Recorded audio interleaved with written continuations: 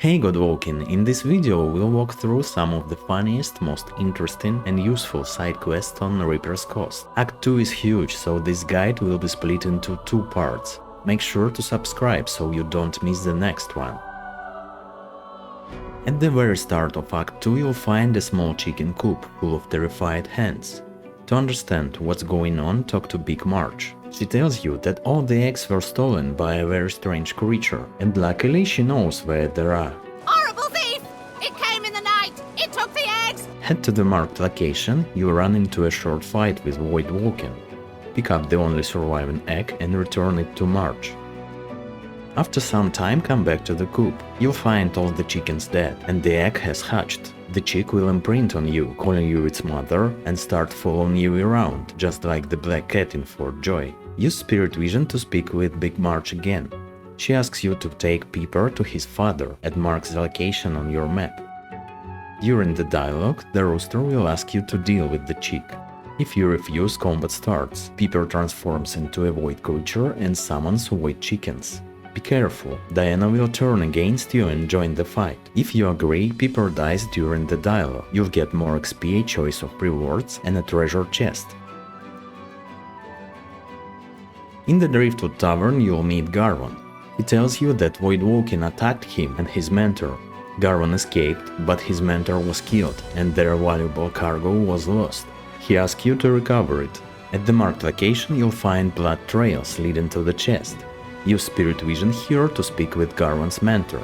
He reveals the truth and asks you to deal with Garwan.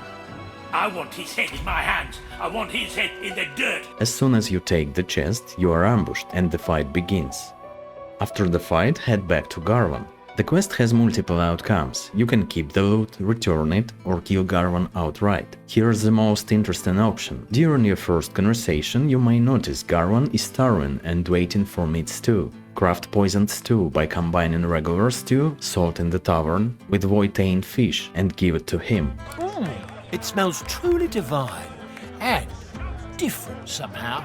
After eating it, Garwan will immediately run outside to relieve himself. Follow and confront him about murdering his mentor. Combat starts. After the fight, take his head and bring it to Liam. You'll get a reward of your choice, and Liam will mark a hidden treasure location on your map. On the second floor of the tavern, you'll meet Captain Abelweather. She keeps hearing a bell ringing, with no clear explanation why. Use Spirit Vision to uncover what's really going on. It turns out she's being hunted by the spirit of former crewmate.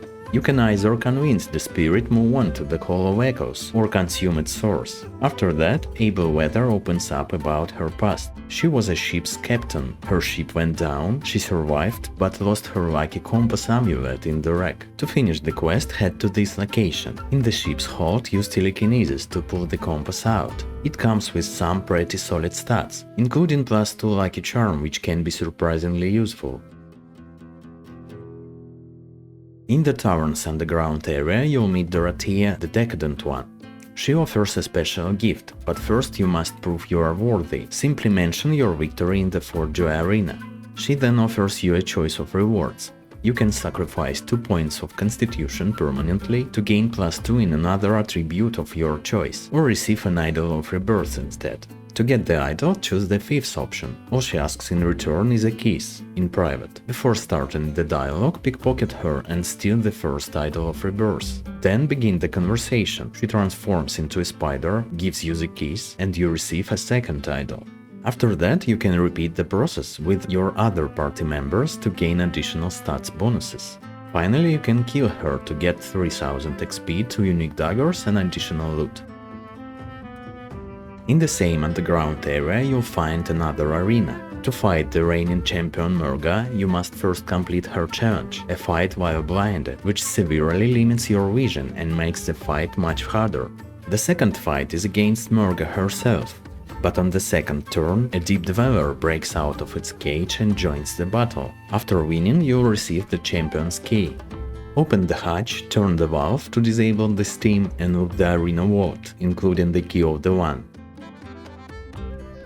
Go to Morda's house and head downstairs. You'll find a hidden passage.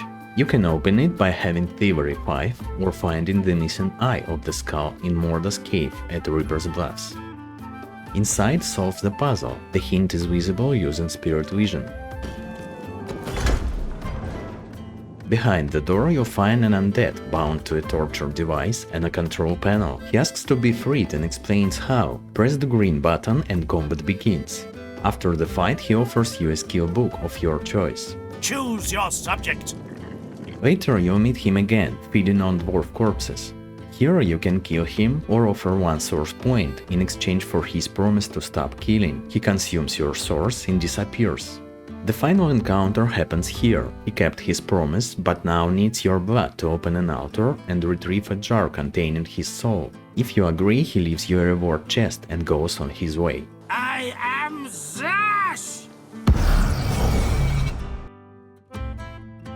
On the shore you'll find a lamp emitting blue smoke. Rub it to release a djinn. Using persuasion you can ask him to grant a wish. If you rely on strength or finesse, he will deliberately twist your words and fulfill the wish in the wrong way. If you choose wit's persuasion, the djinn retreats back into the lamp, and if you summon him again, he'll turn hostile. And if you persuade him using intelligence, he grants the wish properly, letting you choose your reward.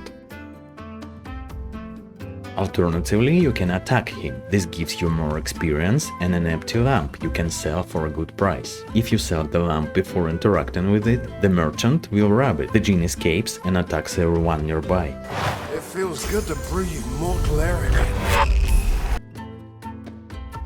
This quest rewards you with the Vulture Armor set, which is especially strong for ranged builds. The set gives you floating, so surface effects no longer affect you. You also gain wings and a flight ability that lets you repositioning once per turn. On top of that, Foresight increases your attack and skill range. You become immune to blind and get some other useful bonuses. I have a full step-by-step guide for this armor on my channel. On the bridge at the Reaper's Bluffs you'll meet Grog, a massive troll demanding a toll for crossing the bridge, 5,000 gold. Back off, pigeon! This is my bridge!